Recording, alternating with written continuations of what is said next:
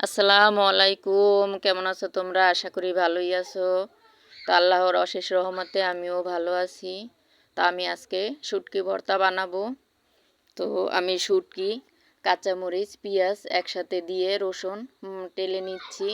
তো এই তো আমি পাটায় বেটে নিচ্ছি। তো দেখো, পাটায় বাটা ভর্তা তো সবাই যেন মজা হয়। তো আমি ভর্তাগুলো বেটে নেব। সাথে আমি সরিষা ভর্তা বানাবো আর ধনিয়া শাক।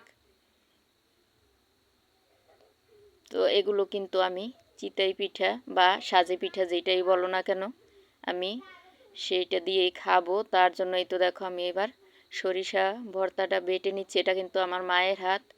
তো আমার মা আমাকে উঠিয়ে দিয়েছে, সে বাটবে।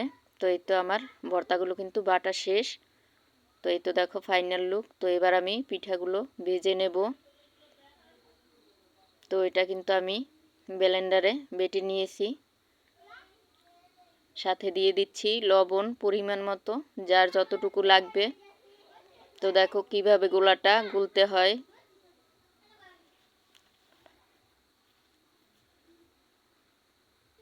তো আপুরা, ভাইয়ারা, দাদারা, দিদিরা যেই আমার ভিডিওটা দেখছো না কেন, অবশ্যই মনে করে একটা লাইক দিও। জানি না তোমরা এরকমটা কেন করো, যে লাইকের চাইতে দেখা যায় কমেন্টটাই বেশি আসে। তো প্লিজ মনে করে একটা লাইক দিও। তো আমি তোমাদের মতো এত সুন্দর করে কথা বলতে পারি না, আমার আপুরা অনেক সুন্দর সুন্দর কথা বলে। তো আমি কিছু পিঠা কিন্তু আমি ভিজিয়ে নেব। তো তার জন্য আমি এখানে 2 লিটার দুধ জাল দিয়ে নিয়েছি। তো আমি পিঠাটা বানাবো চিনি দিয়ে। এই তো আমি লাল চিনিটা ব্যবহার করেছি। তো দেখো রাত্রের বেলায় আমি চুলায় পিঠাগুলো ভাজবো। তো আমার মেহমানরা সবাই এই জায়গাটাই আছে। তো সবাই তো ক্যামেরার সামনে আসতে চায় না। যে আমার পিঠাগুলো কিন্তু বানানো প্রায় শেষের দিকে।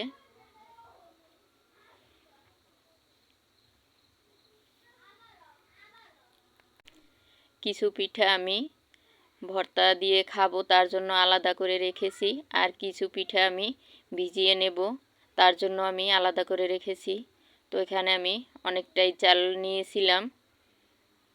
তো এই তো দেখো আমার পিঠা কত সুন্দর ফুলেছে।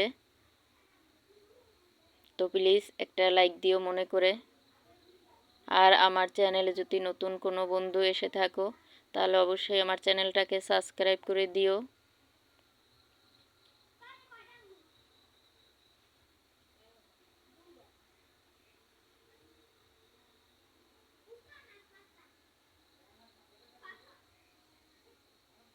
তো রাতের বেলায় বাইরে বসে পিঠা খাওয়ার মজাই আলাদা। তো আজকের ভিডিও এখানেই শেষ করছি। সবাই তোমরা ভালো থেকো। আল্লাহ হাফেজ।